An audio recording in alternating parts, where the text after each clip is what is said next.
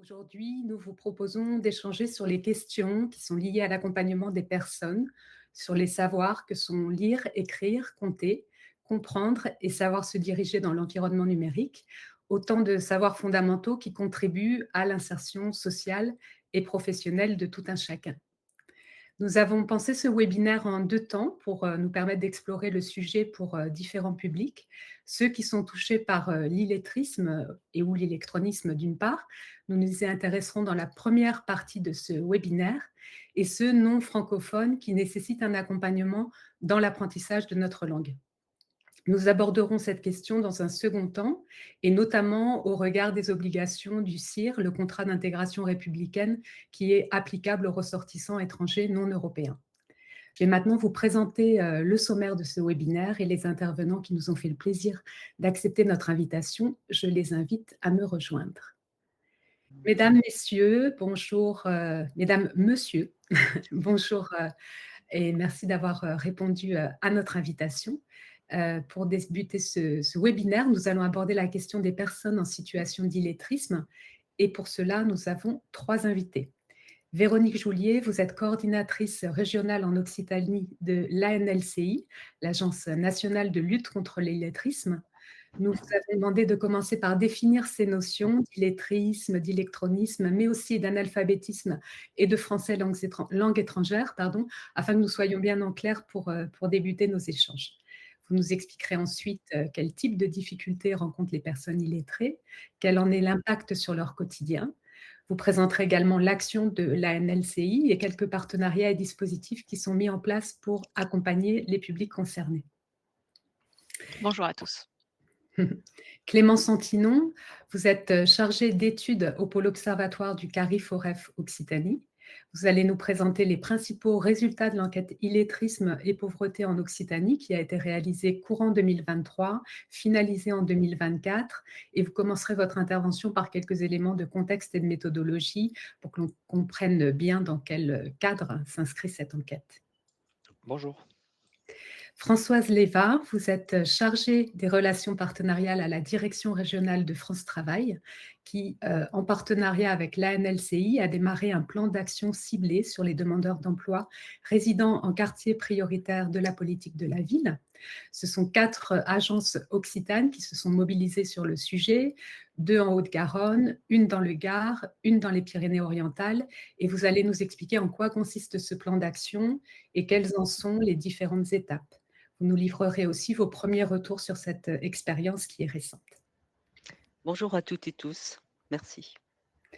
À l'issue de ces 3 présentations, nous ouvrirons un temps d'échange de 10 à 15 minutes avec les 3 représentants, avec les 3 intervenants, et je relayerai donc vos questions aux intervenants. Nous aborderons ensuite la question de l'apprentissage du français pour les publics relevant du contrat d'intégration républicaine. Nadia Tempère, vous faites partie de la Direction régionale de l'économie, de l'emploi, du travail et des solidarités.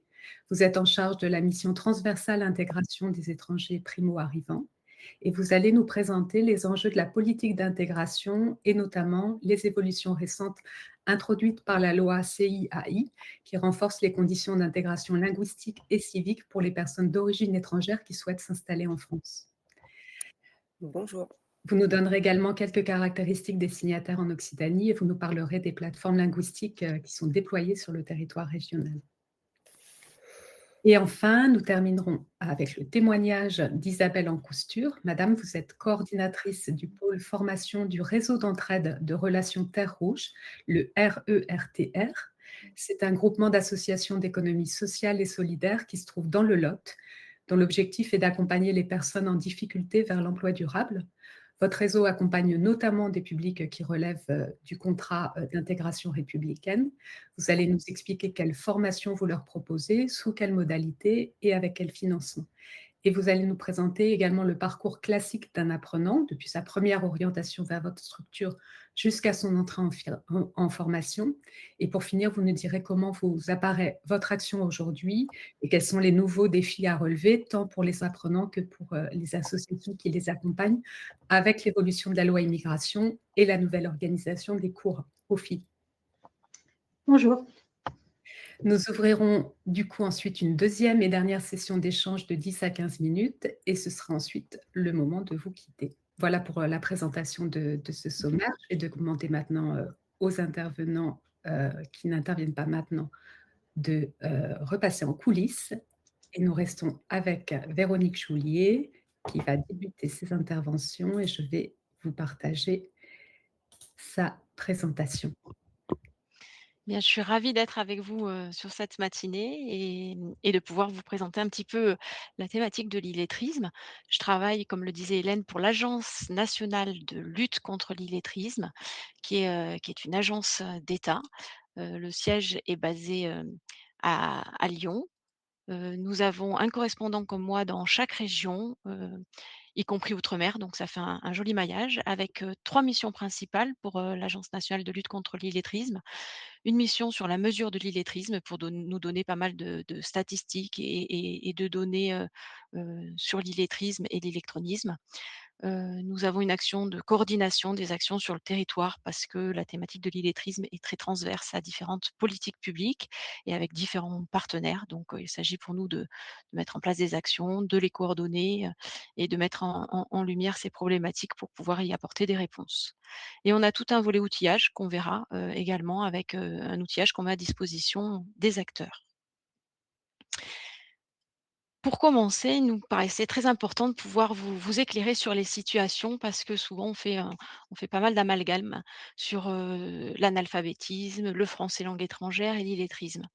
Donc pour pouvoir être au clair avec ces situations, je vais essayer de vous les définir pour que vous puissiez comprendre, derrière les publics en fait qui sont concernés.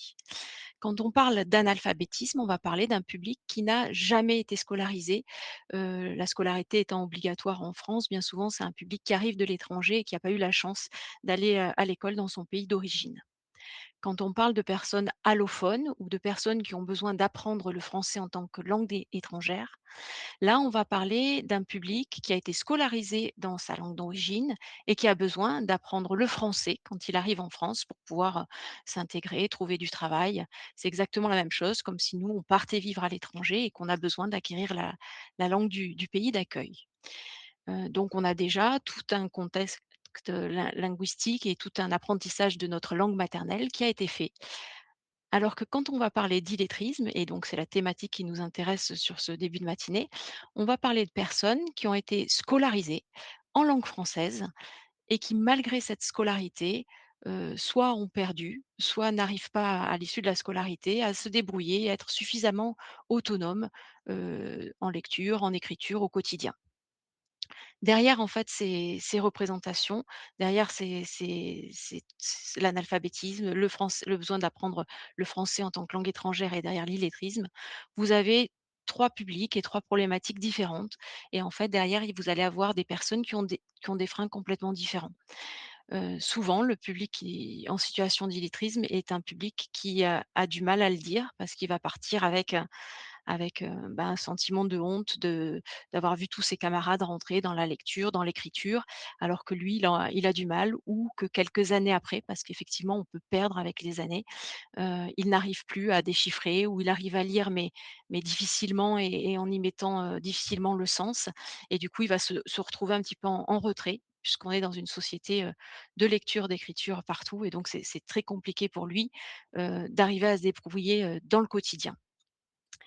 Je vous ai fait, le focus sur la partie en ce qu'on appelle nous la littératie, lecture-écriture, mais plus globalement, on va parler en fait de difficultés dans les compétences de base pour ce public qui a été, pour autant, scolarisé en langue française. Donc, la littératie, ce qui est lecture-écriture, vous l'avez à peu près partout. Si vous essayez de réfléchir depuis ce matin, ce que vous avez lu, comment vous avez utilisé la lecture et l'écriture, en fait, vous l'avez, sur les panneaux pour vous déplacer, mais à peu près partout, on est dans une société de lecture, d'écriture.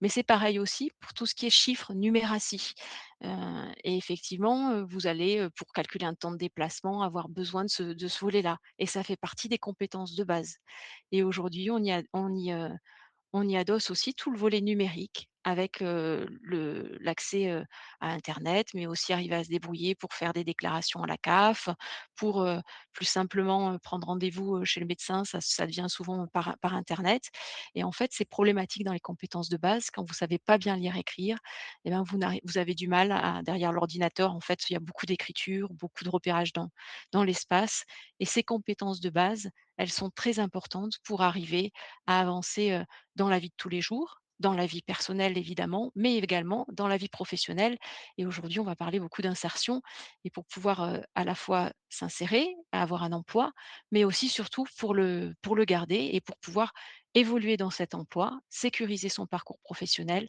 et ben, les compétences de base sont des compétences qui sont très importantes et qui mettent en fait de s'intégrer, dans la société de tous les jours.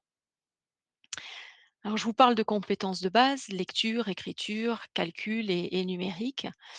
Pour vous donner un ordre d'idée, au niveau national, vous avez une personne sur 10, là on parle des 18-64 ans, qui, rencontrent des difficultés avec les compétences de base, donc qui n'arrivent pas à être autonomes dans des situations simples du quotidien. Cela représente 3,7 millions de personnes, qui sont en difficulté avec ces compétences de base, qui ont un problème en lecture, ou en écriture ou en calcul ou les 2 puisqu'on peut aussi cumuler. Donc vraiment ça représente, ben, beaucoup de personnes, 10,5 de la population. Forcément vous en avez, dans votre entourage personnel ou professionnel, et sachez que c'est très compliqué pour eux d'avancer tous les jours dans le quotidien et de pouvoir le dire. Ça n'empêche pas de travailler puisque vous pouvez le voir, vous avez 55 de ces personnes qui sont en emploi. Mais ce qui va être compliqué, ça va être la sécurisation de ce parcours professionnel, de rester en emploi et de pouvoir évoluer. Je vous ai mis une petite slide, je vous laisse quelques secondes pour essayer de la lire.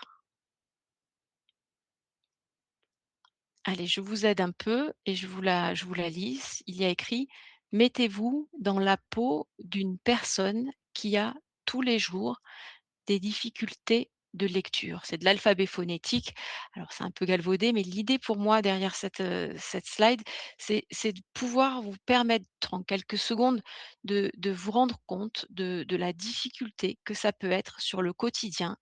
Quelqu'un qui est en emploi, à qui on donne une consigne à l'oral, à qui on donne une consigne à l'écrit, ou on envoie un mail qui est en train de décoder ce mail-là, il décode et il n'a pas encore le sens qui arrive et pour autant on lui parle en même temps.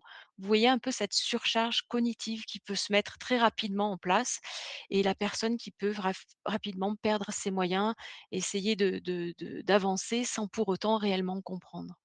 En fait, ces compétences de base, la lecture, l'écriture, le calcul et le numérique, on le retrouve partout et ça a des conséquences quand on n'a pas cette maîtrise des compétences de base au quotidien.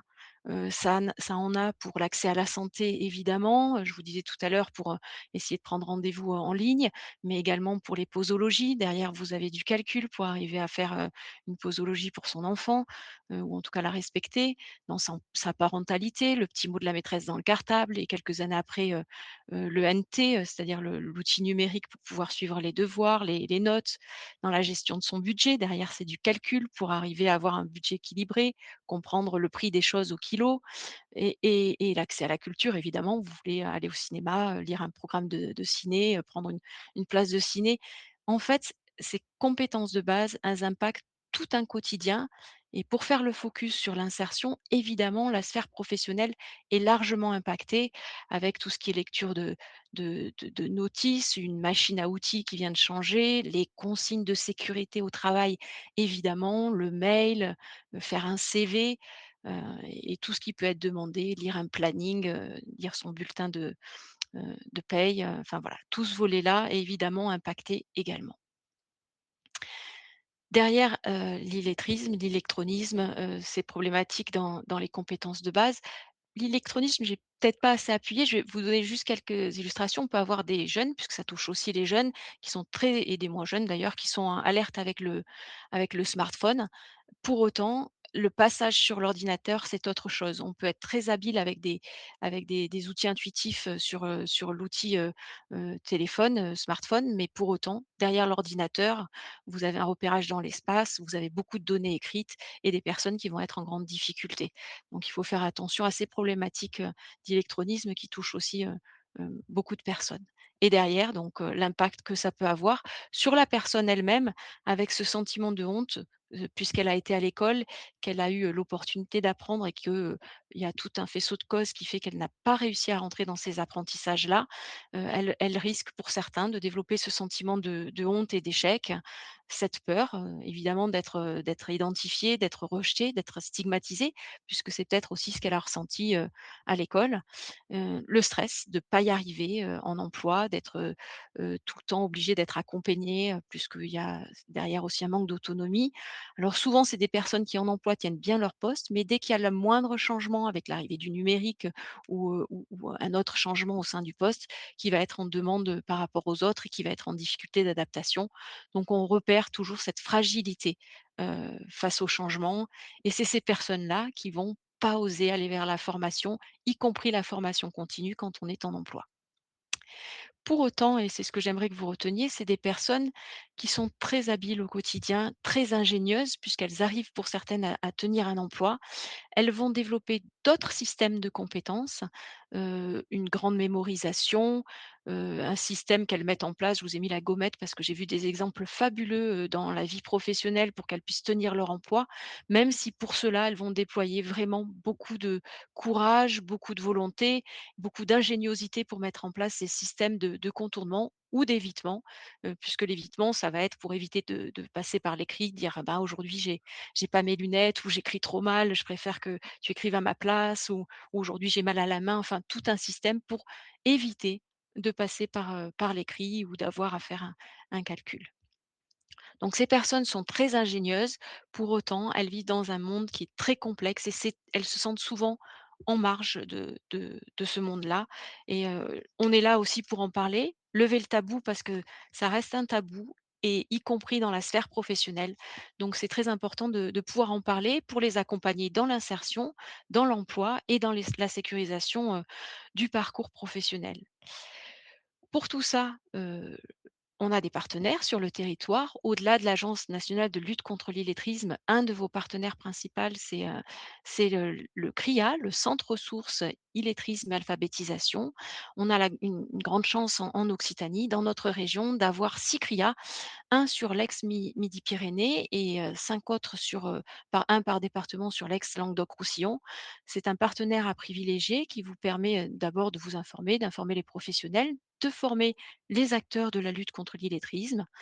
Ils sont centres de ressources, donc ils mettent à votre disposition tout un fonds documentaire et peuvent évidemment vous accompagner dans la mise en œuvre, de projets. Vous pouvez retrouver sur le site Profil Occitanie et tous les liens vous seront donnés ultérieurement. Vous pourrez retrouver donc sur le site Profil Occitanie, qui est le portail régional, de l'Occitanie de la formation, ben, tous les liens et les coordonnées des centres ressources illettrisme et alphabétisation. Sur ce portail, vous pourrez également retrouver, l'action de formation qui est financée par le conseil régional, Occitanie, qui est l'EXIO, qui est l'action de formation dans notre région pour les personnes qui sont en situation d'illettrisme. C'est accessible à toute personne depuis, de plus de 16 ans et vous avez, allez, toute la cartographie qui est géolocalisée sur le site Profil Occitanie. Vous pourrez, vous y, référencer et repérer si vous avez besoin d'une formation, voir où elle se situe par rapport à votre lieu. Au niveau de l'agence, nous mettons, je vous le disais au préalable, pas mal d'outils à disposition. Les outils, pour les personnes, pour le repérage, pour le positionnement, ça va être plutôt Eva. Pour, parler d'illettrisme en entreprise et arriver à avoir un diagnostic des risques d'illettrisme dans sa structure, vous avez Eva Pro. Des boîtes à outils comme les incontournables qui sont plutôt à destination des professionnels et pour terminer, mais voilà, je vous les laisse là, mais la NLCI se tient à votre disposition, pour en parler. Mais vous avez surtout le numéro vert que vous pouvez garder, en tête, le 0800 11 10 35, qui est territorialisé et qui pourra répondre à toutes vos questions. Pour parler un peu plus d'illettrisme, je vais laisser, la parole à Clément qui va pouvoir, territorialiser puisqu'on a eu la chance de mener une enquête, en région Occitanie sur illettrisme et pauvreté en Occitanie. Bonjour à tous, merci Véronique. Alors je me présente, donc Clément Santinon, je suis chargé d'études au Carrefour F Occitanie et je vais vous présenter l'enquête illettrisme et pauvreté qui a été menée en Occitanie et ses principaux résultats. Alors cette enquête, elle a été menée à la demande du commissaire à la prévention et à la lutte contre la pauvreté entre fin 2022 et fin 2023, donc les travaux lancés fin 2022. Donc 3000, un peu plus de 3000 entretiens réalisés auprès des 18-65 ans résidant en Occitanie, donc euh, auprès d'un échantillon de la population francophone au sein des ménages dits ordinaires, donc c'est-à-dire qu'on exclut les ménages vivant en collectivité ou dans des habitations mobiles. 46 enquêteurs ont été mobilisés entre avril 2023 et octobre 2023 sur le terrain pour réaliser ces entretiens, donc entretiens en face à face au domicile des personnes. Des entretiens assez longs et assez conséquents, c'est 37 minutes en moyenne de durée de passation, tout simplement parce que en fait, il y a des exercices, il y a des tests à faire passer aux personnes, donc ça prend pas mal de temps. Et au final, 175 questionnaires qui ont été abandonnés au cours de la passation. Les principaux résultats, je vous les présente ici. Donc, globalement, 39% des 18-65 ans qui résident en Occitanie et qui ont été scolarisés en France sont concernés par des difficultés fortes ou modérées dans au moins l'une des trois compétences suivantes. Donc, l'écrit, le calcul et le numérique. Ça représente environ 1 350 000 personnes dans la région. Alors, on est sur un champ assez large. Hein. Enfin, les difficultés, voilà, on n'est pas strictement sur les difficultés fortes. Par thématique, ce qu'on observe, c'est que 12% des personnes sont en difficulté à l'écrit. C'est 7% qui rencontrent des difficultés fortes et qui sont donc en situation d'illettrisme. 18% des personnes rencontrent des difficultés fortes ou modérées dans le calcul. Donc on dit qu'elles sont en situation d'innumérisme. Et enfin, 27% ont au moins une incapacité dans le numérique, alors c'est-à-dire qu'elles ne maîtrisent pas au moins une des quatre compétences mesurées lors de l'enquête. Donc c'est la recherche d'informations, la communication, la résolution de problèmes et l'utilisation de logiciels. Donc voilà, une absence de compétences dans au moins un de ces quatre domaines. De façon plus stricte, 4% sont en situation d'électronisme, donc elles ne se sont pas connectées à Internet au cours des 12 derniers mois, ou alors elles ont vraiment une absence de compétences dans ces quatre domaines analysés. Si on regarde les caractéristiques de ces personnes qui sont en difficulté, premier élément, on voit que les femmes sont davantage concernées que les hommes, c'est 40% contre 38% pour les hommes. Avec des spécificités, on en reparlera plus tard, mais les femmes sont plus concernées par les difficultés dans le calcul et les hommes plus concernés par les difficultés à l'écrit et dans le numérique. Autre résultat intéressant, c'est que les difficultés augmentent avec l'âge. Donc les personnes les plus âgées sont les plus concernées par ces difficultés dans au moins un des trois domaines, donc écrit, calcul ou numérique. Voilà, avec un point de vigilance assez important sur les plus jeunes, chez les 18-25 ans, où on peut voir que les difficultés à l'écrit et en calcul sont assez élevées. Euh, Au niveau géographique, une situation qui est relativement plus compliquée dans les villes de moins de 20 000 habitants, donc les communes de taille intermédiaire, avec 41% des habitants qui sont concernés par ces difficultés contre 36% ailleurs. Sur le marché du travail, des inactifs et des demandeurs d'emploi qui sont beaucoup plus touchés que les actifs en emploi.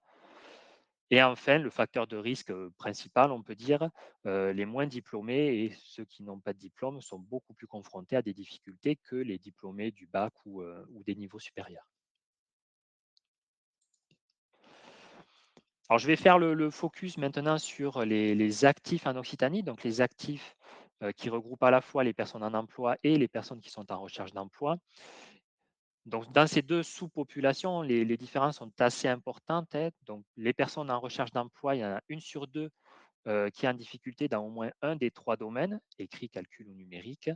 Et ça représente globalement 16% des actifs qui sont confrontés à au moins une difficulté. Pour ce qui est des personnes en emploi, là, il y en a une sur trois qui présente au moins des difficultés dans au moins un des trois domaines.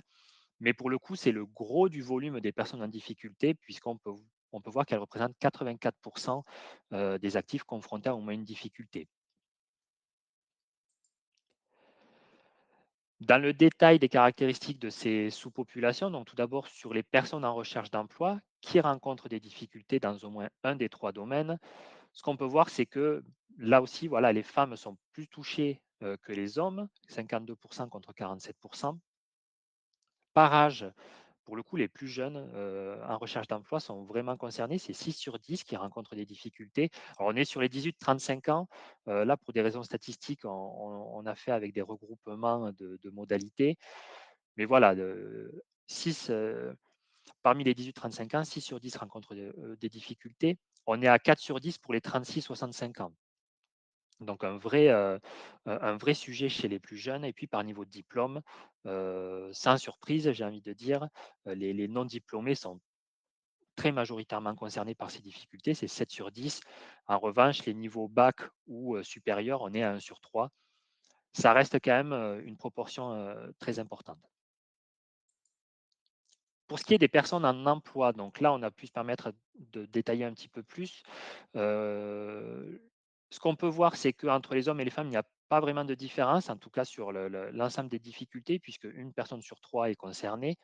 Par tranche d'âge, là aussi, plutôt une augmentation avec l'âge, même si chez les 18-25 ans, on le voit là clairement, des difficultés qui sont beaucoup plus prononcées que ce qui apparaît chez les générations précédentes, donc les 26-35 et les 36-45 ans. Donc voilà, un vrai sujet chez les plus jeunes. Pareil par niveau de diplôme, voilà, des non diplômés très concernés. Pour le coup, là, au niveau bac, on est à 1 sur 3 et diplômé supérieur, une personne sur 10 concernée par des difficultés dans au moins un des trois domaines, toujours pareil, écrit, calcul ou numérique. Au niveau des catégories socio-professionnelles, là aussi, il y a un écart assez fort entre les CSP les moins qualifiés, puisqu'on a une personne sur deux concernée, et les CSP les plus qualifiés, où on est à 14% de personnes concernées. Par type de contrat, alors contrat long, on va dire CDI ou titulaire de la fonction publique ou contrat court, la différence n'est pas énorme. Voilà, des difficultés un peu plus prononcées chez les personnes en contrat court. Et enfin, par secteur d'activité, des spécificités assez fortes qui ressortent, avec notamment le bâtiment qui apparaît comme étant très concerné, avec 56% des personnes qui présentent au moins une difficulté.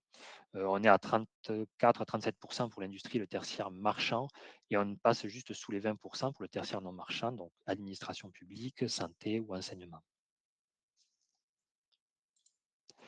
Si on regarde dans le détail par sous-thématique de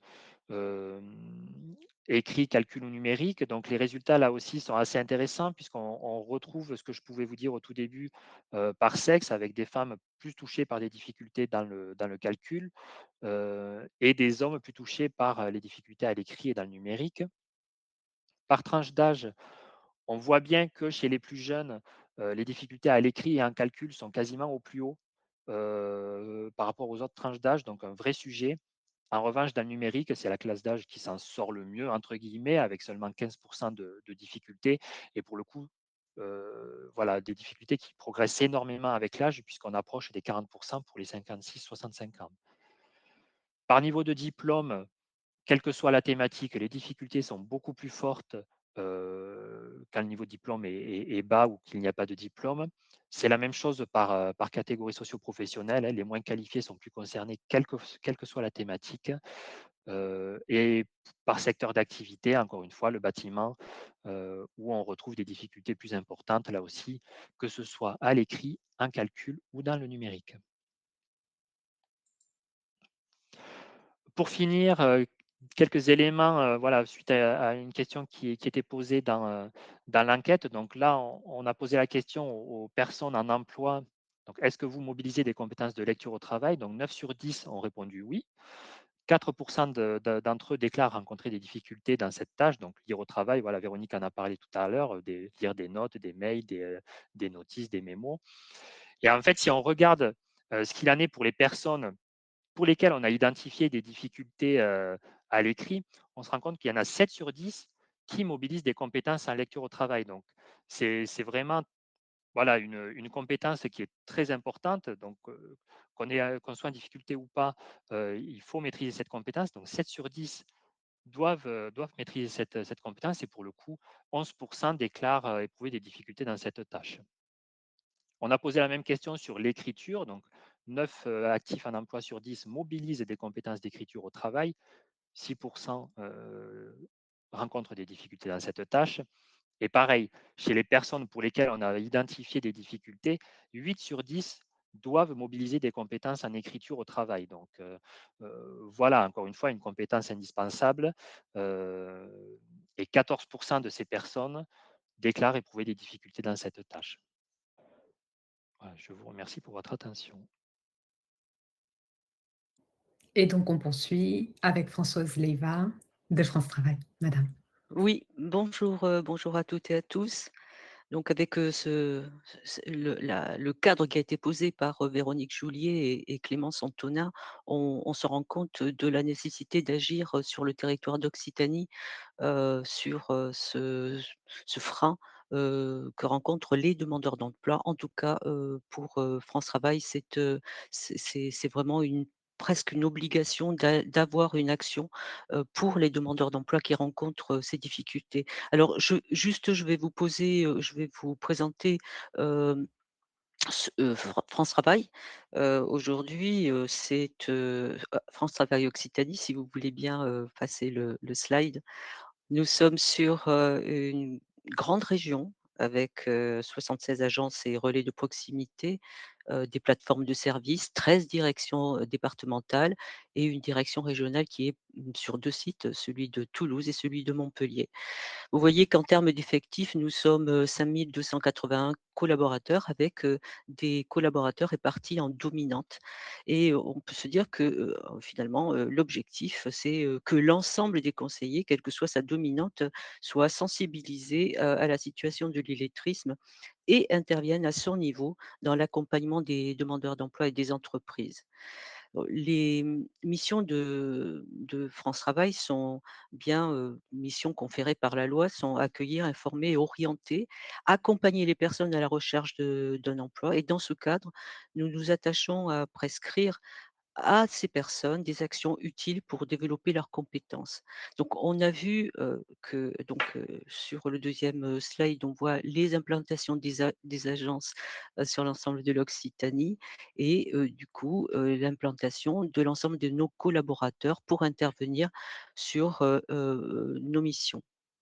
Alors le constat Occitanie, on vient de vous le dire, c'est, 15 15 à 16 de demandeurs d'emploi qui sont en situation d'illettrisme et l'illettrisme et l'électronisme, concernent en tout cas, constituent le premier frein d'accès à l'emploi en Occitanie. C'est pas rien puisque, il les, 1 freins, et les freins suivants sont la santé, la mobilité, le logement. Donc nous étions donc, à nous sommes dans une position où il faut agir et c'est pourquoi nous avons, signé un partenariat avec la NLCI, ma collègue Véronique que je parle de collègue Véronique Joly avec qui nous travaillons depuis, quelques années. Nous avons signé une convention, avec la NLCI dans laquelle, nous avons, décidé de mobiliser nos réseaux conjoints pour lutter contre ce frein d'accès à l'emploi. Heu, Dès la signature de la convention, on s'est dit: «Ben, on va agir tout de suite sur, des publics qui sont les publics les plus, sensibles et les plus visés par l'illettrisme» et ces publics-là sont des publics qui sont, des demandeurs d'emploi qui résident dans les quartiers prioritaires de la ville. On a décidé de lancer ce plan d'action et c'est une première en Occitanie, même s'il y avait eu quelques plan d'action qui avait été porté, mais à l'échelle d'une agence sur les territoires les années précédentes. Là, on s'est dit: «On va y aller sur, 4 agences, et 3 territoires de Occitanie pour, pour voir comment on peut avancer, à apprendre, à travailler avec, les partenaires et mettre en place, des process qui pourraient être ensuite mutualisés à l'ensemble des collaborateurs, de notre région. Donc, les 4 agences, en Occitanie qui sont impactées par ce plan d'action sont, Toulouse Bellefontaine et Hippodrome, sur, le 31. Dans le Gard, nous avons Alès-Gardon et dans les Pyrénées-Orientales, nous avons Perpignan-Saint-Vicence. On n'a pas choisi pour rien ces agences puisque ce sont des agences qui sont dans des, quartiers prioritaires de la ville, heu, ou qui sont dans un secteur où il y a, beaucoup de pauvreté comme, sur, et des difficultés d'accès à l'emploi comme dans les Pyrénées-Orientales. Alors pourquoi, les QPV? Donc, on vous l'a dit, 15 des demandeurs d'emploi sont en situation d'illettrisme. J'ai vu tout à l'heure que Clément, heu annonçait, 16 mais enfin on est quand même dans cette proportion de demandeurs d'emploi. Mais dans les QPV, on a 24 des habitants qui se rencontrent de fortes difficultés dans les compétences de base contre 10 hors QPV. Donc, 2 fois plus, plus de 2,4 fois plus de risques d'être en forte difficulté avec des compétences de base. Du coup, ces réalités renforcent l'importance de stratégies ciblées, de repérage et d'accompagnement, ce que nous avons lancé, sur, ces 4 agences que le plan d'action a démarré au mois de, fin octobre et va se poursuivre sur le premier semestre avec un bilan qui sera réalisé, au mois de juin, début juin. Je le dis à Hélène, je n'aurai pas des résultats, aujourd'hui. Par contre, des tendances qui vont dans le bon sens pour, l'avancée de ce plan d'action. Alors la première des choses pour travailler sur la l'illettrisme, c'est sensibiliser les acteurs et Véronique, vous l'a dit tout à l'heure, c'est vraiment la première des choses, c'est savoir ce qu'est l'illettrisme pour ensuite pouvoir repérer et accompagner les personnes qui sont dans cette situation. Les conseillers des agences, des 4 agences qui sont parties sur ce plan d'action ont été sensibilisés à la situation de l'illettrisme, des demandeurs d'emploi, ont été sensibilisés aussi à une forme de repérage des demandeurs d'emploi et là, toutes les dominantes de les composantes de l'agence, sont impactées, que ce soit les conseillers qui suivent les demandeurs d'emploi, mais aussi les services civiques heu, qui sont en premier au contact des demandeurs d'emploi qui rentrent dans une agence, mais aussi, l'ensemble des autres collaborateurs et particulièrement également, les psychologues du travail. Donc la sensibilisation, des conseillers, eh bien on s'est appuyé sur, le réseau des CRIA, les centres de ressources illettrisme et alphabétisme, qui nous ont accompagnés dans cette, démarche en, venant en agence, pour expliquer ce qu'était l'illettrisme et comment, le repérer. Les repérages, alors une fois qu'on sait ce qu'est l'illettrisme, le repérage est une partie un peu, difficile à faire puisque les personnes, comme vous l'a dit, Véronique, sont dans une forme de ne disent pas dans quelles difficultés elles éprouvent de la honte souvent et elles ont développé des contournements pour, éviter qu'on sache qu'elles sont dans ces situations-là. Donc, c'est difficile pour un conseiller de savoir si la personne qu'elle a en face est dans situation d'illettrisme ou pas. Par contre, on a quelques petites pistes de repérage, notamment lorsque, la personne qui se présente à l'accueil va avoir des difficultés à, s'identifier ou à renseigner ou à utiliser les scans. Donc ça, c'est le, le service civique qui est dans l'agence, qui est en contact avec cette personne, qui va pouvoir repérer et transmettre l'information au conseiller. Le conseiller lui-même, une fois qu'il a été sensibilisé, va pouvoir repérer la personne lorsqu'il est en face de lui par l'observation, par, voilà, enfin, il y a énormément il y a process qui ont été montés par les agences pour repérer ces personnes qui seront ensuite, livrés dans le bilan de ce plan d'action. Le repérage, quand il est fait, on va, ensuite, évaluer les personnes avec les outils EVA pour l'illettrisme et les compétences de base, mais aussi PIX pour, évaluer, les compétences de ces personnes, sur les aspects numériques et les compétences numériques qui sont nécessaires évidemment, à leur retour à l'emploi. Vous l'avez eu aussi, expliqué par Véronique tout à l'heure. C'est important que l'on puisse évaluer globalement la personne. Là aussi, sur cette, phase, nous avons pu, bénéficier des conseils, de la NLCI, une formation des conseillers, qui sont embarqués, dans ce plan d'action et également nous avons pu être accompagnés par les CRIA dans cette phase-là pour la prise en main de l'outil par les conseillers. La dernière étape est celle de, la une fois qu'on a bien évalué la personne et que l'on sait si elle est dans situation d'illettrisme ou si, elle est avec quelques difficultés, qu'il faut accompagner, on va, proposer, des entretiens, individuels à ces personnes et puis on va leur proposer des parcours qui sont adaptés à la situation, que la situation constatée.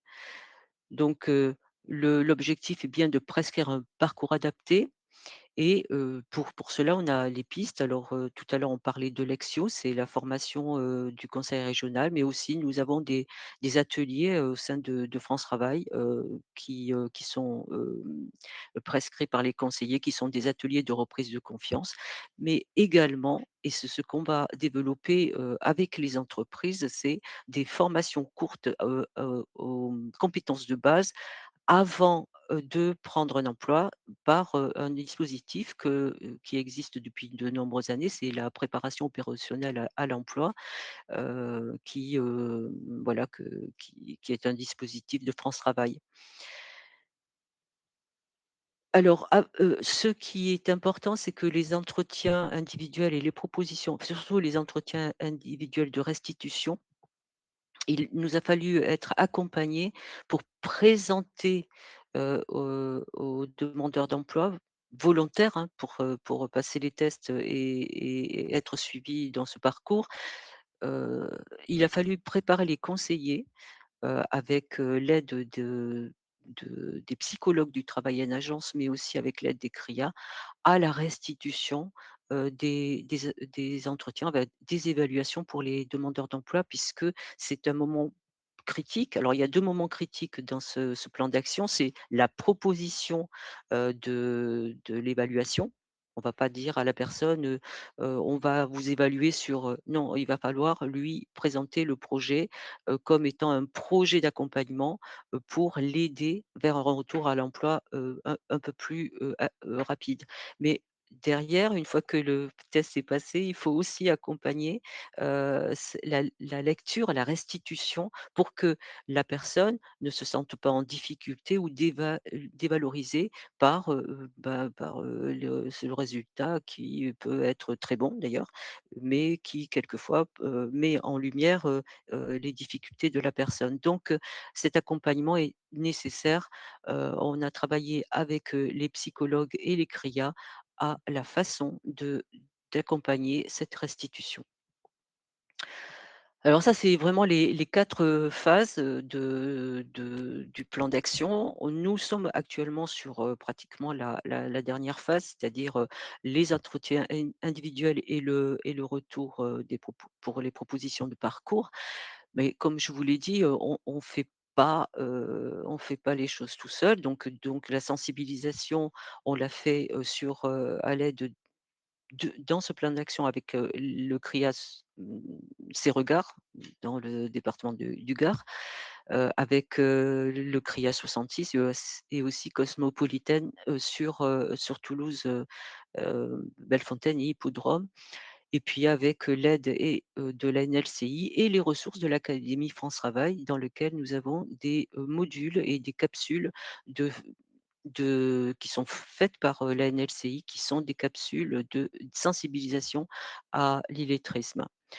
Ce que nous avons aussi, constaté et réalisé pendant ce plan d'action, c'est l'appui, alors de ces acteurs-là, mais plus largement l'appui des acteurs du milieu associatif, des acteurs de la formation qui se sont intéressés à ce plan d'action et qui sont venus nous accompagner pour, étoffer, pour repérer, pour même, de façon, enfin, dans la logistique comme dans le 66 avec, le Greta qui nous a mis à disposition, ses locaux, son matériel pour la passation des tests des personnes qui étaient envoyées par France Travail, mais aussi qui étaient repérées par d'autres acteurs. Donc ça, c'est ce partenariat local qui se met en place, pour, avoir une action, conjointe, coordonnée pour, la prise en charge de cette difficulté des demandeurs d'emploi, c'est, une réelle surprise, mais c'est vraiment un atout, qui doit être mutualisé sur l'ensemble des autres départements lorsque le moment sera venu de mutualiser ce process d'action vers, les personnes. Alors, les solutions, bah, elles sont les solutions, une fois que la personne est repérée, c'est les solutions de notre offre de services que nous mettons, en place. C'est des, nouvelles formes aussi, et des adaptations de nos produits et nos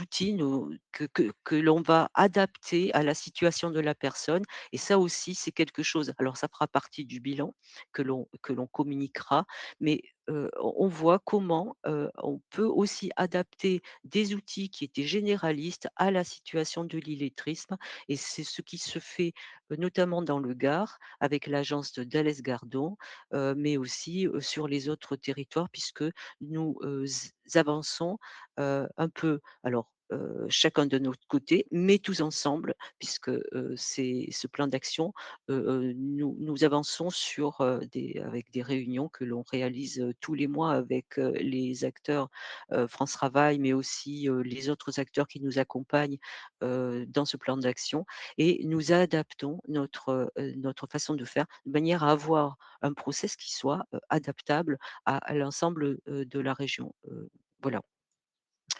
Heu, la mobilisation importante des entreprises de plus en plus avec, les mises en situation en milieu professionnel que l'on essaie de mettre en place pour, et d'adapter à la situation de l'illettrisme et comme je vous l'ai dit, avec les entreprises et surtout les entreprises qui s'engagent, la possibilité de, réaliser ces formations, qui sont, préalables à la prise de poste pour une personne à qui il manquerait quelques compétences de base. Donc ça, c'est un travail que nos conseillers, la task force, entreprise, réalisera, hem, pour, la suite.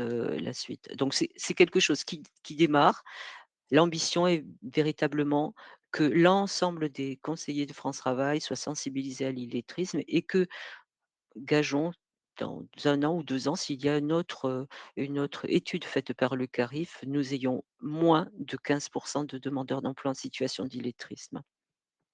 Voilà, je vous remercie pour votre écoute.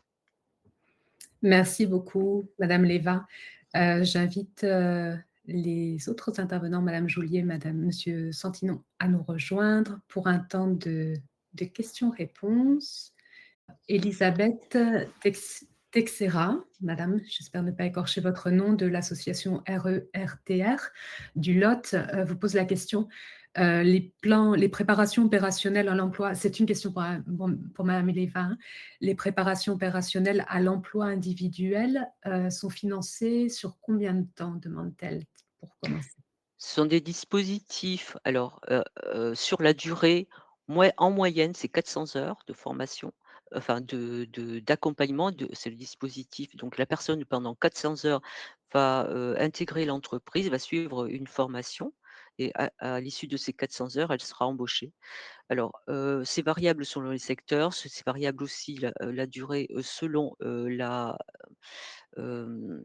qualité, enfin la personne, du demandeur d'emploi, heu, mais voilà, c'est 400 heures maximum. D'accord, merci. Une autre question de sa part, y a-t-il une obligation après pour l'employeur de proposer un CDD ou un CDI? Alors, oui, effectivement, il y a un investissement de France Travail puisqu'il va, donner une aide à l'entreprise pendant cette période, et le demandeur d'emploi sera rémunéré pendant ces 400 heures. À l'issue, l'employeur s'engage à embaucher la personne soit en CDI, soit, en CDD pour une durée, de 12 mois minimum, de 12 mois, voilà. Alors il y a eu quelques évolutions, je suis pas super spécialisée sur les modifications qu'il y a eu sur, la POI dernièrement, mais en règle générale, c'est bien ça, c'est un contrat, qui est passé entre l'employeur France Travail et le demandeur d'emploi, dans lequel l'employeur s'engage à l'issue de cette période de formation, d'engager la personne. Il y a un bilan qui est réalisé à la fin de la formation, un bilan, tripartite et ensuite, il y a l'embauche. Hem, sur tous les détails sur, l'APOI, vous pouvez les trouver sur francetravail.org, volet, aide pour l'emploi. Merci pour ces précisions. Monsieur Xavier Dupuis de la DETS 31 vous demande: «Même si la personne est considérée non adaptée au métier présenté?» Alors, c'est toujours la préparation opérationnelle à l'emploi. Effectivement, heu, il y a, l'idée, c'est que l'employeur a un besoin. On va analyser le besoin en termes de compétences, pour le poste, pour aller sur le poste. Nous avons un demandeur d'emploi qui pourrait être, embauché, sauf qu'il lui manque voilà, il y a un écart entre les compétences attendues par l'employeur et celles qui sont, possédées, enfin, qu'a le demandeur d'emploi. Donc on va faire mesurer l'écart et on va, donc, faire, une formation heu, pour ce qui manque de compétences. Donc, que la personne soit, effectivement, si si elle est adaptée, elle va pouvoir être embauchée tout de suite. Par contre, si elle manque de compétences pour le poste, à ce moment-là, la POI va, résoudre enfin, ce manque, de compétences. Voilà. Merci. Francine, Vieira de Cosmopolitan vous demande, existe-t-il des chiffres? Alors, je ne sais pas à qui s'adresse la question, mais je vous laisse, juge. Existe-t-il des chiffres sur les secteurs d'activité qui embauchent avec la modalité POEI et dans quel territoire? J'ai pas de chiffres. Si vous me D'accord. demandez ça, j'ai pas de chiffres aujourd'hui. On verra par rapport, au parcours. Là, on a déjà, quand même quelques résultats sur, après test, après entretien, sur, des formations, qui se mettent en place. Je sais que les équipes du Gard, du 66 et de Toulouse travaillent, à une information auprès des entreprises. Donc pour l'instant, on n'a pas de chiffres et on n'a pas mais ça se fait par exemple et peut-être que ça se fait aussi, sur le FLE par exemple. Donc la POI FLE existe, donc pourquoi pas la POI, compétences de base, les remises à niveau pour, quand il faut pas de formation plus importante pour remettre à niveau, la personne et l'accompagner sur le marché du travail. Donc la POI, peut apporter le petit plus qui manque pour occuper le poste. Donc aujourd'hui, j'ai pas de le plan de formation, il est individuel aussi. Il se travaille avec l'entreprise. Donc là, on fait intervenir des organismes de formation pendant la POI pour que, ils accompagnent, le demandeur d'emploi. Ils forment la personne. C'est pas l'entreprise qui va former. Donc tout ça, ça peut se faire individuellement. D'accord. Merci pour ces précisions. Est-ce qu'il y a c'est bon? Ah si, Lisiane Fernandez, Brandao, donc de d'Ensenia, madame. Pour être, acteur de la formation, comment intégrer un partenariat? Avec France Travail ou avec l'NLCI Ou ou alors moi avec le PERI? j'avoue que je comprends pas trop la question pour être Est-ce que vous voulez préciser, madame oui. Fernandez Brandao, s'il vous plaît? Qu'on sache à qui s'adresse la question. Nous, les acteurs avec lesquels, on a travaillé, c'est les acteurs pour accompagner les agents, France Travail, mais donc qui sont là pour accompagner sur la thématique de l'illettrisme, donc les CRIA, ressources et territoires, pour les acteurs qui sont sur la Haute-Garonne. On a travaillé avec le CEREGAR et on a travaillé avec le CRIA 66. Après, sur les acteurs de la formation en tant qu'organisme de formation, c'est les acteurs qui sont été sélectionnés dans le cadre du plan régional de formation et qui sont porteurs du dispositif Lexio. Mais je ne sais pas si c'est, C'était si c'est à ça. une avance de réponse, alors elle disait au niveau local, oui, apparemment c'est ce qu'elle voulait savoir. Alors au niveau local, sur les organismes de formation et sur les centres de formation, c'est des organismes de formation qui sont sélectionnés dans le cadre du plan régional de formation, du conseil régional. D'accord. Oulaya Chenan, qui nous dit: «Beaucoup de centres de formation, ferment à cause des difficultés budgétaires». Monique Huot-Marchand demande: «Y a-t-il des formations prévues, pour les personnes scolarisées qui ne lisent ni n'écrivent rien?» Alors, quand on parle de personnes scolarisées, là, nous, au niveau de l'Agence nationale de lutte contre l'illettrisme, on va parler de prévention de l'illettrisme. Dans la mesure où on est encore en scolarité, on va travailler directement avec l'éducation nationale. On a des plans d'action de lutte contre l'illettrisme. Il y a beaucoup d'actions qui sont faites au sein même de l'éducation nationale avec des systèmes d'appui, de soutien. Je pense à Devoir fait, mais il y a pas mal d'actions sur tout le territoire en prévention. OK, merci. Oulaya Chenan qui nous dit: «C'était juste une remarque, mais merci de l'avoir formulée». Monique Huot-Marchand, elle complète, hein, sa question, précédente, liée, où elle demandait: «Y a-t-il des formations prévues pour les personnes scolarisées qui ne lisent ni n'écrivent rien?» Elle disait: «Je parle des personnes sorties de l'école, voire en emploi». Alors justement, pour les personnes qui sont sorties de l'école, cette fois, ça va être pour notre région, c'est le dispositif Lexio, en priorité, qui est l'action de formation du conseil régional sur lesquelles les personnes peuvent s'inscrire. Donc sur le site Profil Occitanie, on vous transmettra les coordonnées. Vous pourrez aller voir le dispositif de formation le plus près de chez vous pour pouvoir, pour que ces personnes puissent s'inscrire. Et après, il y a aussi tout un tissu associatif, qui est très intéressant sur l'ensemble du territoire, qui vient aussi accompagner, les acteurs, avec pas mal, d'associations.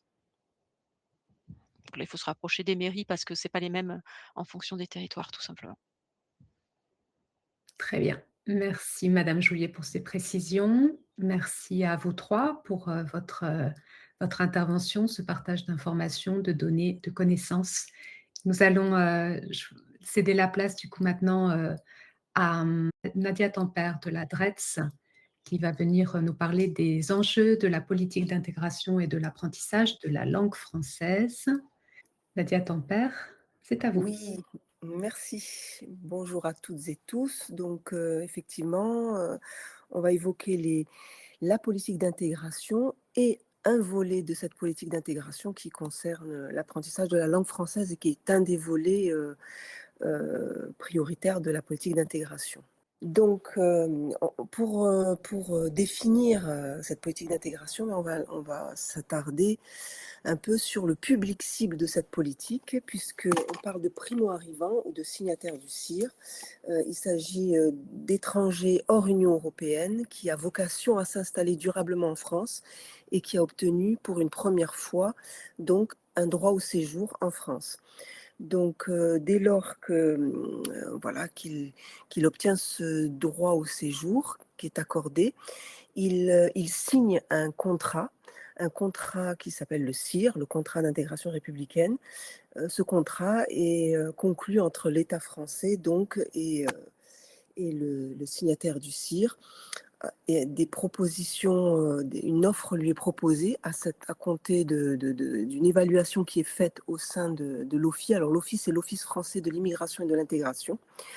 Donc il rencontre un auditeur à l'OFII dans une plateforme au sein d'une plateforme. Il rencontre un auditeur où lui sont proposées des offres. Et parmi ces offres, lui sont proposées, selon son niveau de français, une formation linguistique, selon son niveau, et une formation civique qui, elle, est obligatoire. Donc, les signataires du CIR, en fait, globalement, on va dire de façon générale, il y a 3 grandes catégories, 3 motifs de demande de titre de séjour et de signature du CIR. C'est le motif famille, pour toutes les personnes qui rejoignent la France, donc pour rejoindre une famille, un conjoint, leurs parents, etc. Le motif asile, des personnes qui ont donc fait une demande d'asile et qui obtiennent le statut de réfugiés, de bénéficiaires de la protection internationale, on va y revenir, ou les personnes qui demandent à signer le CIR, donc pour motif économique, parce qu'elles ont un emploi, une proposition d'emploi, etc. Donc, c'est des grandes catégories, hein. On va revenir sur l'une des catégories en particulier, celle des bénéficiaires de la protection internationale.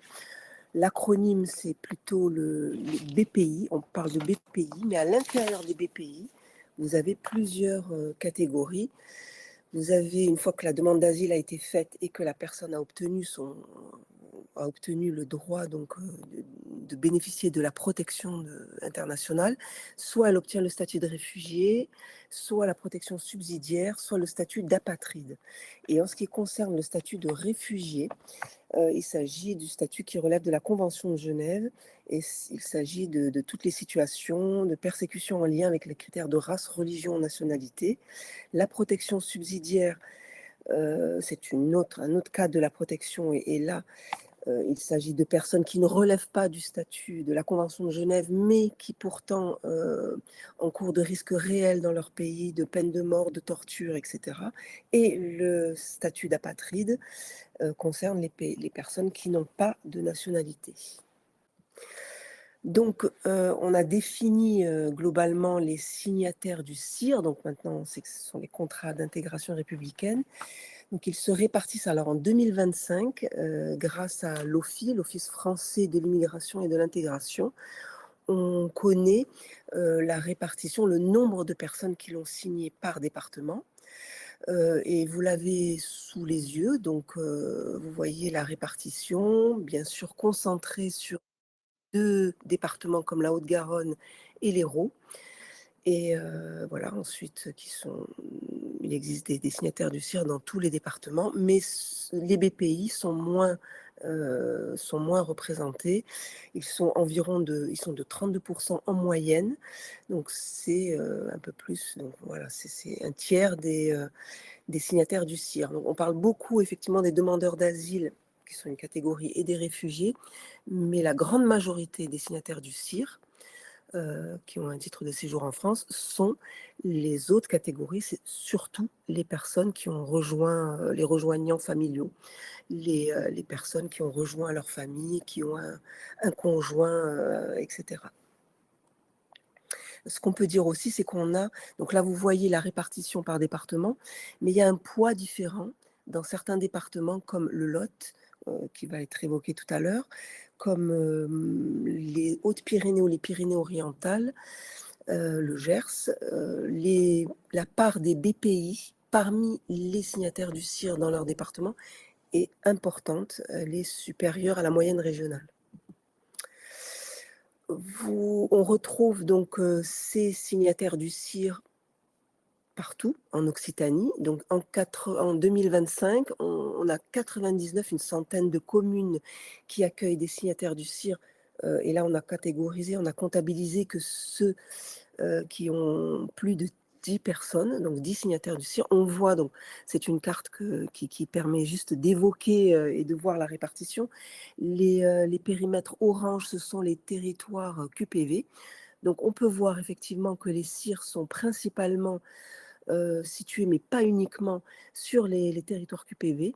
Ils sont dans toutes les communes. Il y a beaucoup de communes, en nombre beaucoup moins important, mais qui restent concentrés sur 10 communes qui concentrent à elles seules 52% des signataires de la région, qui sont listés dans le petit tableau que vous voyez apparaître.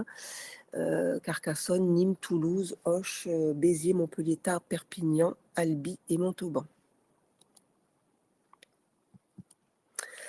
Alors, les caractéristiques rapidement des signataires du CIR, comment est-ce qu'on peut les caractériser par leur niveau d'études? Donc, globalement, un public qu'on constate qui a un niveau d'études secondaire, voire supérieur. Bon, c'est une population qui est très hétérogène. On ne peut pas la mesurer par des grandes tendances, mais ça va aussi un petit peu à l'encontre quand même des représentations qu'on peut avoir de ce public. C'est un public qui a donc une capacité de progression notable, qui a une capacité d'adaptation à l'emploi, mais il y a une grande hétérogénéité, et en particulier pour les BPI, qui eux qui ont des vulnérabilités spécifiques dues voilà, au traumatisme, à l'exil, à ce qu'ils ont pu vivre dans leur pays d'origine. Ils arrivent souvent de camps, etc. Et ces personnes ont des problématiques autres, des freins qui sont liés à la santé, au handicap, à la santé mentale, à la langue, parce que souvent ils ne maîtrisent pas le français. Donc on voit que, on va dire, le portrait type de l'étranger en fonction des fortes tendances, on a plutôt des hommes, plutôt de nationalité marocaine, de niveau d'études secondaires supérieures et disposant d'un niveau minimal A1 en français. Donc ça, c'est vraiment la majorité, la plus grande tendance, mais je rappelle l'hétérogénéité. Et vous avez le top 3 des nationalités par département. On voit que les Marocains arrivent en premier, suivis d'Ukrainiens, Guinéens, Afghans, Bangladais. Et en fait, ce sont des personnes qui sont souvent réfugiées.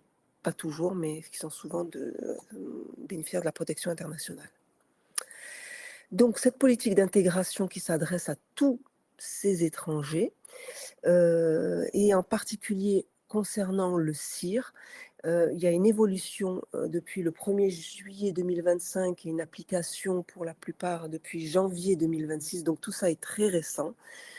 Un article donc d'une loi, le CIAI, qui a introduit de nouvelles mesures qui vont avoir un impact très important dans la façon dont on va prendre en charge ce public, dont cette politique d'intégration va s'adresser à ce public. Puisque nous avons notamment les titres de séjour. Là, il y a 2 types de titres de séjour, la carte de séjour pluriannuelle et la carte de résident. Auparavant, il y avait un niveau qui était requis, qui était le niveau A1, et qui a été élevé au niveau A2. Carte de résident, c'était le niveau A2, élevé au niveau B1. Naturalisation pour la nationalité française, un niveau B1 a été exigé, et dorénavant, c'est le niveau B2. Donc ça, on se réfère donc là à un cadre de référence, le cadre commun de référence européen. A1, c'est un niveau d'introduction basique. A2, c'est être capable de mener une petite conversation. Donc, mais on a quand même une élévation importante, et on l'a vu tout à l'heure, les caractéristiques des publics. Beaucoup maîtrisent déjà le niveau A1, comme on a vu les populations qui viennent de pays où la langue française était présente, mais il y a beaucoup de personnes qui viennent de pays où la langue française n'était pas du tout présente, où on n'a pas du tout le même alphabet parfois, etc. Donc des personnes qui n'ont parfois pas été scolarisées, ou ont été scolarisées, mais pas du tout en langue française, et pour laquelle il va y avoir donc un niveau qui va être exigé, et qui va conditionner l'accès au titre de séjour. Vous avez également la formation civique qui est obligatoire, qui a été réformé, avec un contenu de formation qui a été renforcé, et un examen qui a été mis en place, avec une préparation bien sûr, et qui conditionne également la réussite de ce parcours CIR. Il y a des catégories de personnes qui en sont dispensées, donc vous les voyez à l'écran. Ce sont les personnes de plus de 65 ans, les bénéficiaires de la protection internationale qui n'ont pas l'obligation de signer le CIR, et certains titres et certaines catégories ou de ressortissants qui bénéficient d'accords bilatéraux. Et vous avez toutes les informations sur ce lien qui vous permet d'en savoir plus. Ces exigences, elles nécessitent donc de revoir un petit peu l'impact, l'organisation de l'organisation au niveau de la langue française, donc sur les territoires. Donc, pour rappel, on a l'OFI qui accueille les personnes dans un premier temps, qui propose une offre. La personne peut accepter ou refuser cette offre. Si elle l'accepte, ce parcours devient obligatoire. Si elle la refuse, elle doit aller chercher par elle-même une autre offre qu'elle va rechercher sur le territoire. Donc ça bouleverse un petit peu l'organisation, l'écosystème et l'organisation tel qu'il était pensé jusqu'alors. Donc on doit raisonner beaucoup plus en termes de parcours, adapter beaucoup plus l'offre aux besoins, donc pour les enjeux de la certification, pour que les personnes puissent atteindre le niveau requis et accéder au titre de séjour, et qu'elles puissent trouver un emploi, et donc que cet emploi, qu'il n'y ait pas de frein dans l'accès à cet emploi. Donc dans le petit carré que vous voyez, c'est très détaillé. Vous voyez les tests de positionnement, le rappel que si la personne est évaluée au niveau infra A2, elle ne maîtrise pas le A2, elle est orientée vers une plateforme linguistique, numérique qui pour l'apprentissage du français. Mais du coup, ça aussi, c'est un des changements. C'est totalement sur un support numérique, et donc ce que vous n'aviez pas précédemment. Et pour toutes les personnes qui ont un niveau de français qui ne maîtrisent pas, qui sont non lecteurs, non scripteurs, elles ont accès à une formation de 600 heures pour atteindre le niveau A2. Donc là aussi, on a un grand changement parce qu'on avait 3 offres auparavant et on n'a plus que cette offre-là, celle de 600 heures pour les non-lecteurs, non-scripteurs, et une offre qui est dorénavant plus en présentiel mais en distanciel pour les autres personnes.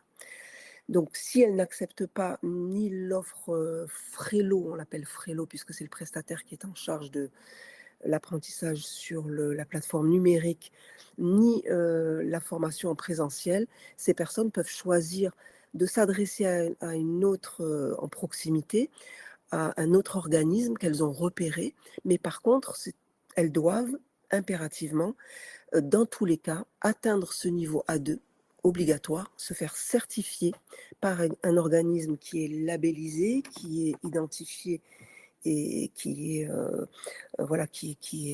recensé, et que vous pourrez retrouver sur les sites qu'on pourra vous transmettre si vous le souhaitez. Et voilà, donc c'est une obligation pour atteindre le niveau et accéder au titre de séjour. Donc comment on s'est organisé en Occitanie? Du coup, on a en Occitanie, donc je vous ai décrit jusqu'à maintenant le parcours d'intégration qui peut se dérouler sur 5 ans à peu près. Donc vous avez l'offre de l'OFI. Une fois l'offre de l'OFI qui est un marché public, donc qui est un marché harmonisé, qui est le même dans tous les territoires, vous avez une offre qui peut se dérouler, qui est proposée dans les territoires via des appels à projets qui dépendent donc des régions et des départements. Donc c'est vraiment au niveau des services de l'État, on est beaucoup plus au niveau local, et on va proposer des offres linguistiques, mais aussi d'autres offres, emploi, langue, accès à la santé, etc., accès aux droits. On va proposer des offres adaptées aux besoins des territoires, des enjeux spécifiques des territoires. Donc là, on n'est plus dans des marchés publics, mais dans des appels à projets beaucoup plus souples et beaucoup plus adaptés peut-être aux besoins locaux. Donc, Au niveau de l'Occitanie, donc la stratégie régionale et départementale, c'est diversifier l'offre, donc via les appels à projets, c'est essayer de garantir une offre diversifiée qui puisse s'adapter au public. Vous avez les CRIA, dont on a déjà parlé, et les CRIA, les centres de ressources illettrissement et apprentissage de la langue française, qui sont présents sur donc on a six CRIA, cela a déjà été dit. Donc ces CRIA sont en charge, donc vous avez vu, de l'illettrisme, mais aussi de l'apprentissage de la langue. Ils sont chargés de la professionnalisation des acteurs. Ils proposent d'accompagner tous les organismes qui sont retenus par le BOP 104, mais de façon générale, tous les organismes de formation et les associations porteurs d'actions linguistiques, d'être formés. Et ce sont des experts, ce sont des centres de ressources experts sur la langue, sur la pédagogie, et ils ont un grand nombre de ressources qu'ils mettent à disposition.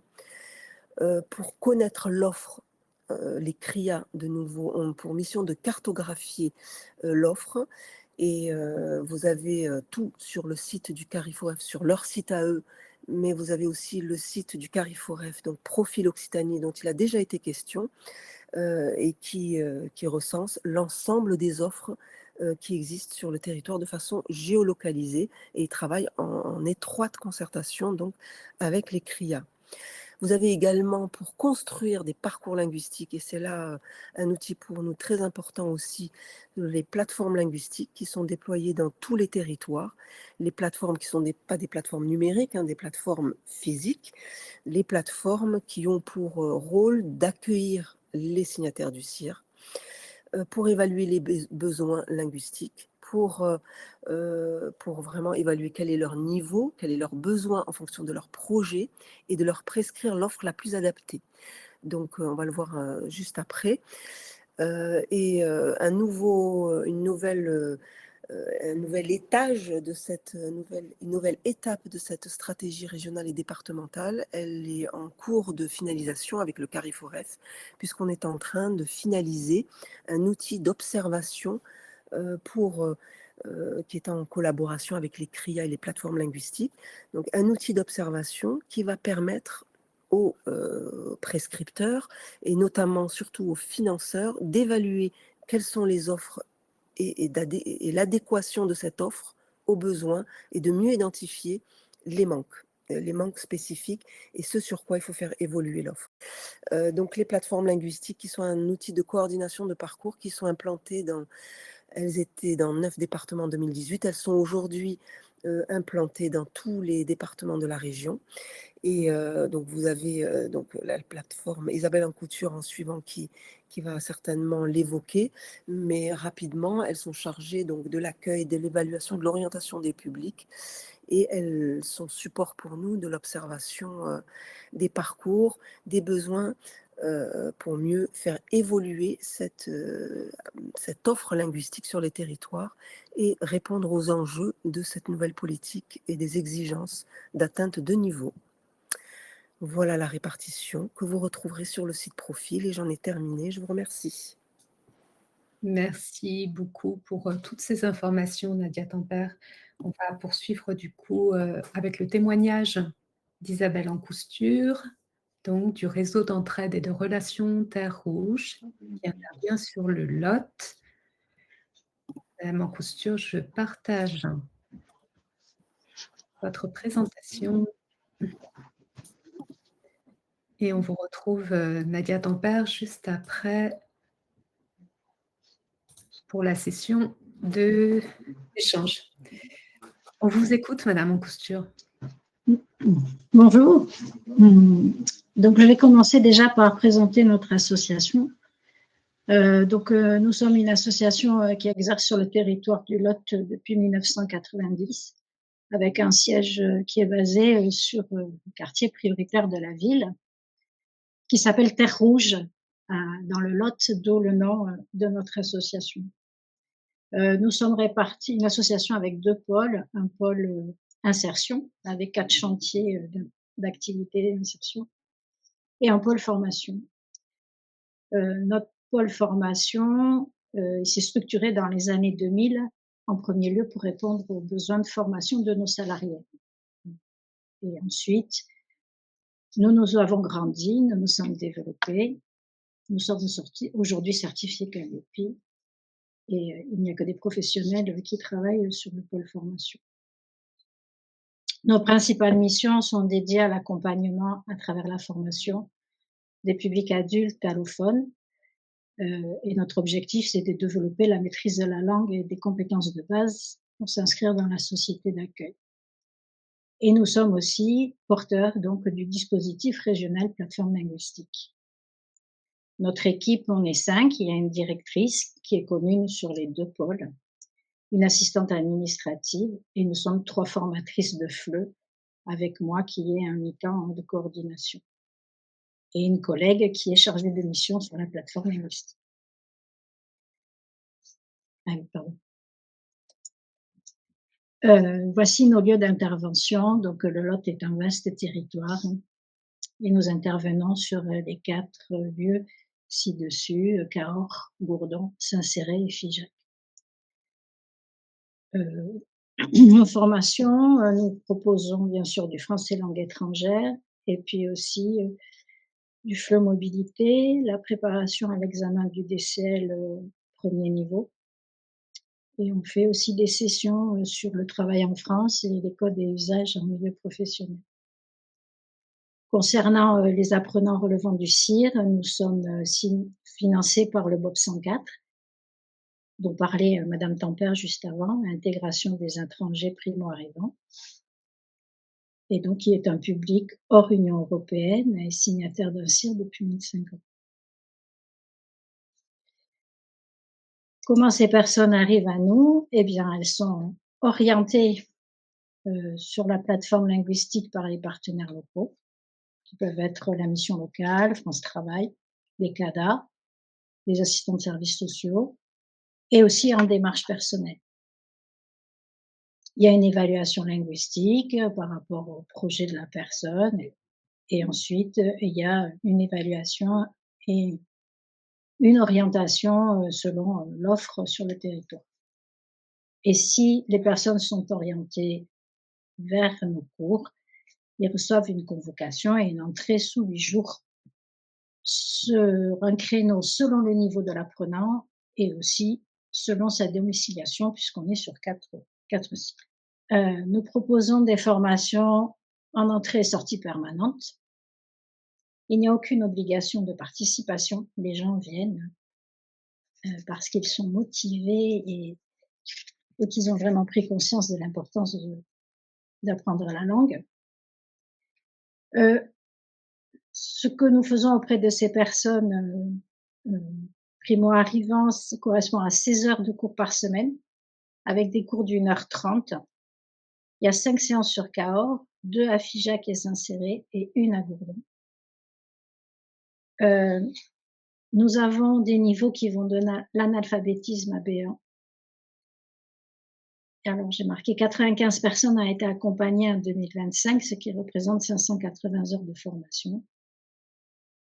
Et souvent, les personnes arrivent sur nos cours, soit en complément des cours OFI, soit parce qu'ils ont besoin d'une montée en compétences avant un emploi ou avant une entrée en formation. Alors,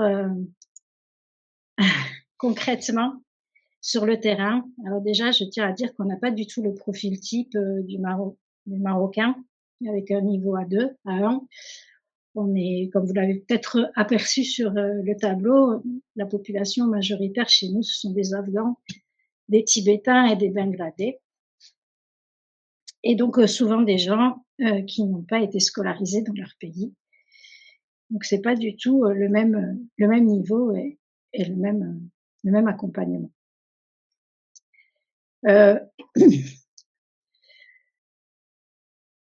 On adapte essentiellement notre action par rapport en fait au territoire dans un but de la montée en compétences et de faciliter l'insertion professionnelle. Sur le Lot, il y a un problème de mobilité qui est criant.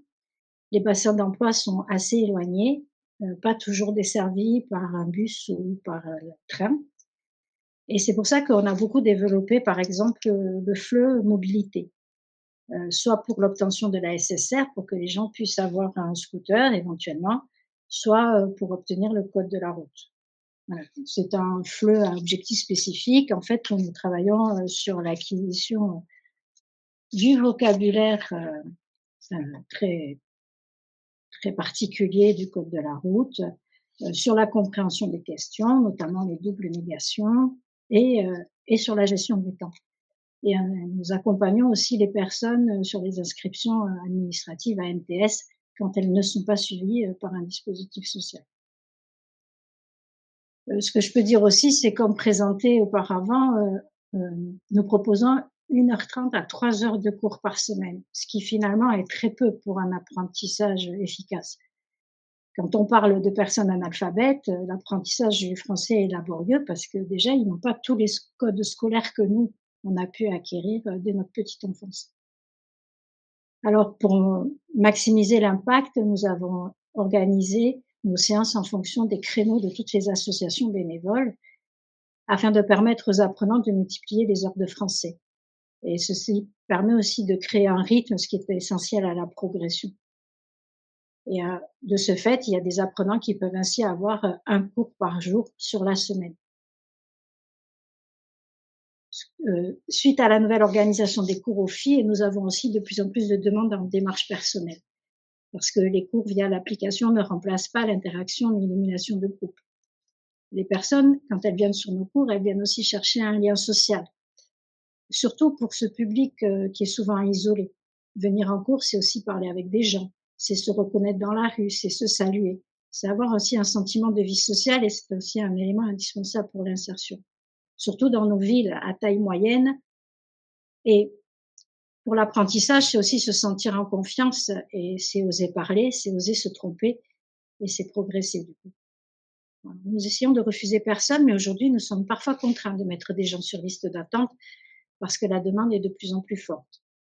La montée des niveaux de langue exigée par l'obtention des titres de séjour, elle a créé beaucoup de stress et d'inquiétude chez les personnes qui sont souvent très désorientées et finalement, c'est souvent dans la proximité qu'elles viennent chercher une réponse. Alors, nous prenons le temps d'expliquer qui est concerné, les diplômes qu'il faut passer selon les niveaux, l'urgence ou pas. Mais sur le Lot, nous sommes les seuls lauréats du BOP 104 sur la formation linguistique. Et de ce fait, les partenaires n'ont pas beaucoup d'autres alternatives que d'orienter les personnes chez nous. Les associations bénévoles qui travaillent auprès de ce public sont aussi très sollicitées. Et aujourd'hui, sur le Lot, elles représentent, alors je dis un peu un chiffre à la louche, mais à mon avis, 80% des formations FLE. C'est pour ça qu'avec Ressources et Territoires, nous avons mis un partenariat pour que nous soyons repérés comme lieu ressource pour les personnes qui travaillent sur l'apprentissage de la langue.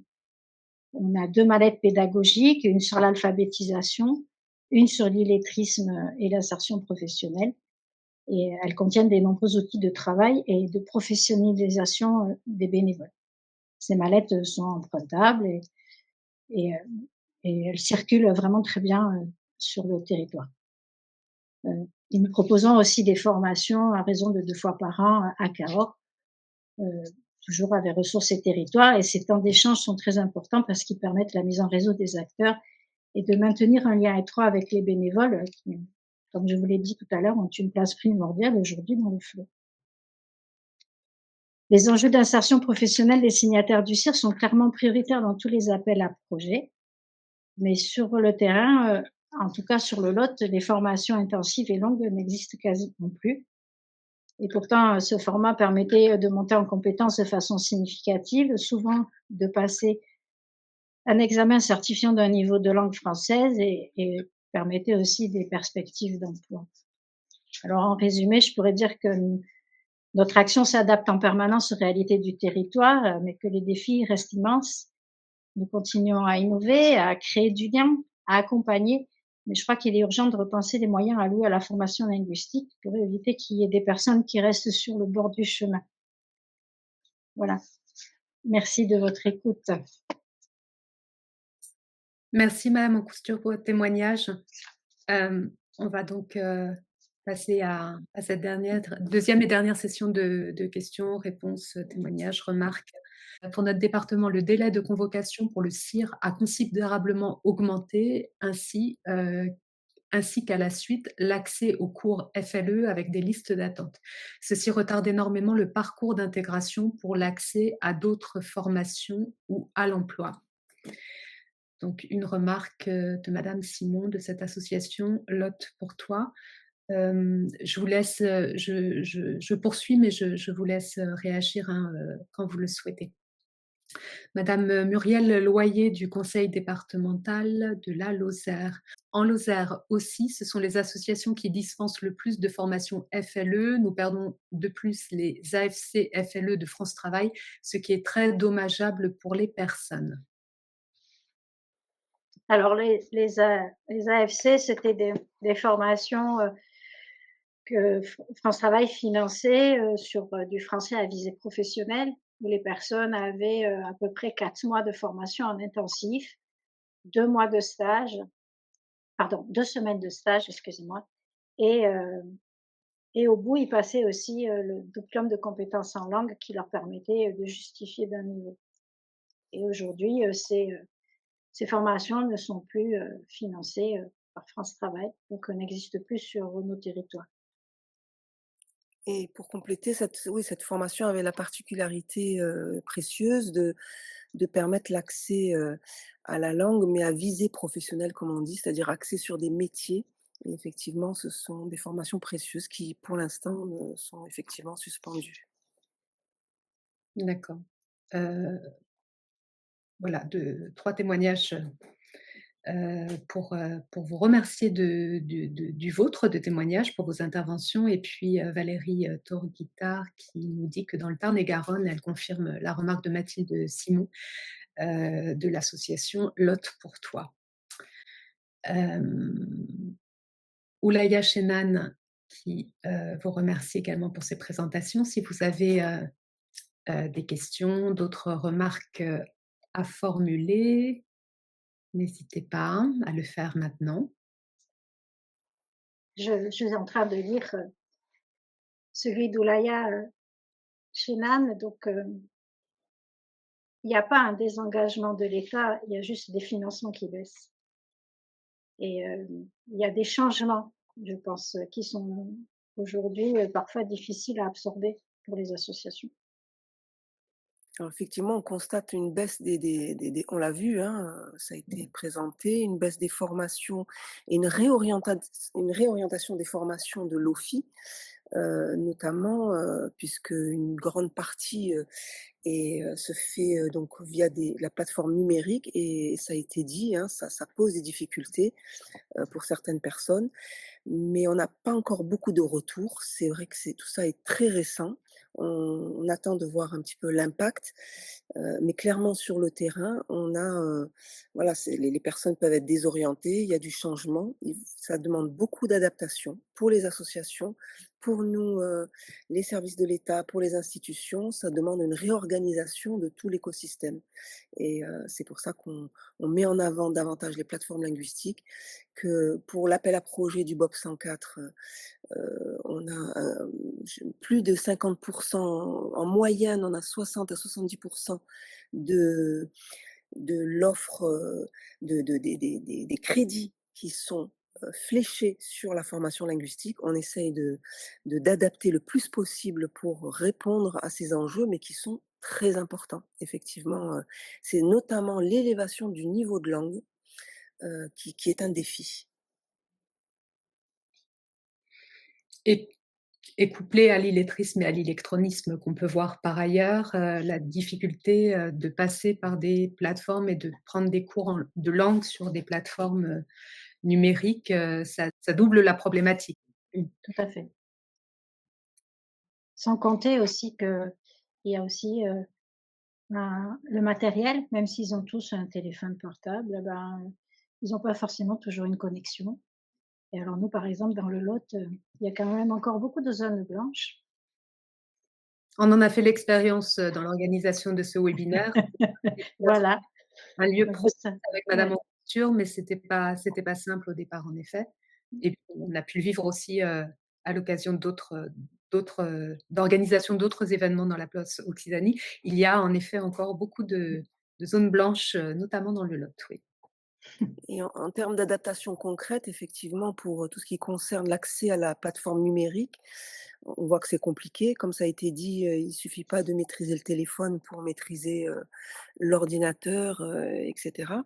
Donc, se mettre en place progressivement, ça a été expérimenté, en 2025. On espère que ce sera développé en 2026 avec des associations qui vont être un petit peu support et qui vont, donner un appui pour, accéder à cette plateforme, pour vérifier qu'elle, maîtrise bien, la partie, voilà, trouver son mot de passe, l'utiliser, accéder, à l'outil, savoir l'utiliser et cetera. Donc voilà, ça passe aussi par ce genre d'appui, mais, on va s'adapter, j'espère, au mieux. Oulaya Chenan qui dit: «Merci pour votre réponse, mais difficile de s'appuyer encore une fois sur des associations, qui elles-mêmes subissent des coupes de subventions». Mmh. Mais heureusement qu'il y a beaucoup de enfin, en tout cas sur le Lot, on travaille beaucoup avec les associations de bénévoles parce que sans elles, il y aurait pas beaucoup de propositions, pour les personnes, qui ont besoin d'apprendre la langue. Mais oui, c'est fragile de s'appuyer sur l'associatif, bien sûr, et le bénévolat surtout, c'est fragile. Sur des sujets aussi sensibles. Muriel Loyer, je pense du conseil départemental de la Lozère. Les associations font un travail excellent, mais cela ne peut pas remplacer l'engagement institutionnel, fait-elle comme remarque pour sa part, en relation avec ce qu'on disait à l'instant, hein, sur le financement des associations. De plus, les AFC-FLE étaient rémunérés. Merci à tous les intervenantes et à l'intervenant, du jour, de nous avoir, partagé toutes ces informations. Merci à vous tous pour, vos questions, vos commentaires, vos remarques. Merci à toutes, et à tous. Bonne journée et à bientôt. Au revoir. Merci, au revoir. Merci.